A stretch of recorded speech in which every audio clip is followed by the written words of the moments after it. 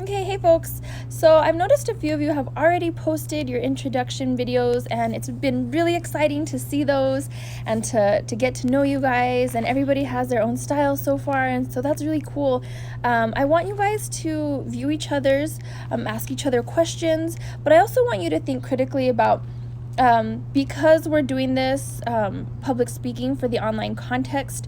I really want you to notice what works for your peers and what you want to adopt that they do into your next post. So there's things that we can think about, like lighting, background, how to frame, how much space is around you, all of that stuff. So think about those things when you look at each other's. One of the questions that I asked you all is, what is your level of comfort in doing face-to-face public speaking and online public speaking? And some of you were looking forward to learning and think it's really important to learn public speaking face-to-face, and I agree. I have done both, and I have to say that a lot of the things that you guys said are very true. Speaking in front of a crowd is so much more different in good and bad for doing public speaking. So one thing is, speaking face-to-face to people, it's more nerve-wracking, just like you guys thought. Like, there's the eyes looking at you, you wonder if they're judging you, are they interested, are they looking at their phones, all of that stuff sort of factors in. But there's another thing that you're not even thinking about when you're doing face-to-face public speaking, is that you can get energized from the crowd. Like, that energy, whether it's nervousness or whatever, it can energize your talk. So when you're doing online public speaking, you don't have that feedback, you don't have that back and forth with the audience, you're just staring at a screen of yourself or your notes or whatnot. So while there might be that context difference, it might be easier to do online public speaking because you don't have those eyes looking at you. You are also missing that energy that the audience will give you. And so if you do find yourselves in the future having to do a speech face-to-face with people, I don't want you to think of it necessarily as a bad thing. It's unfortunate that I can't prepare you guys for that in this class. I love to do that. And I'm going to tell y'all a little bit a story about my experience public speaking. And so this ties into the chapter about understanding your nervousness and where it comes from. So believe it or not, the first time I took public speaking at CNM, I failed. Yeah. I know you probably have no faith in me now.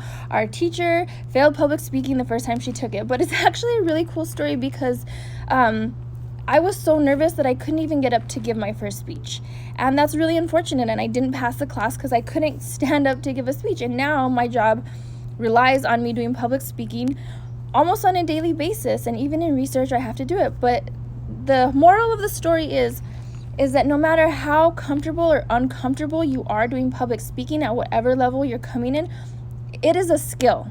It is a skill that you can learn tricks and tools and improve on, and you can go so far as to make a career out of it even when you were never really excellent at it in the first place. I don't love public speaking in general. It makes me nervous still. It still makes me nervous when I teach. But you know what the thing is about, it's the way we frame nervousness, okay? So if we think about nervousness as a bad thing, then we're going to hate it. But the more nervous you are, the more energized you're going to be when you give your speech. If a person's not nervous to give a speech, trust me, that's a monotone speech. It's boring. It falls flat. But when you're nervous, actually your nervous system, your adrenaline is pumping. And so you get more energized to give the speech. You're more dynamic, you're more engaging.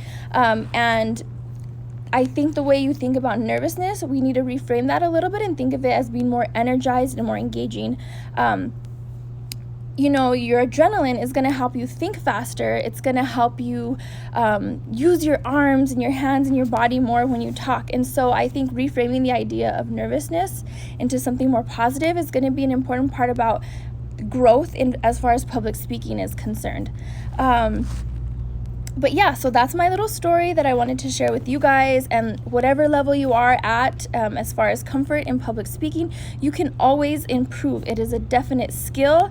And the more prepared you are going into your speech, the less nervous you're going to be. If you're trying to wing it, it's not going to be good. So I think the more prepared you are, the more practice you have, and the more passionate you are about the message, the better you're going to be. So that's another big part, is that picking a topic that you're passionate about, that you're going to be have your whole heart in, and that it's important to you, you're going to be more engaging, you're going to be more interested in doing the research.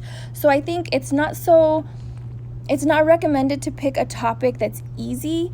It's better to pick a topic that your heart is in, because you'll want to do a good job. And when you get up in front of your audience, you're going to want to deliver that message. And it's not going to matter about what they're thinking about you.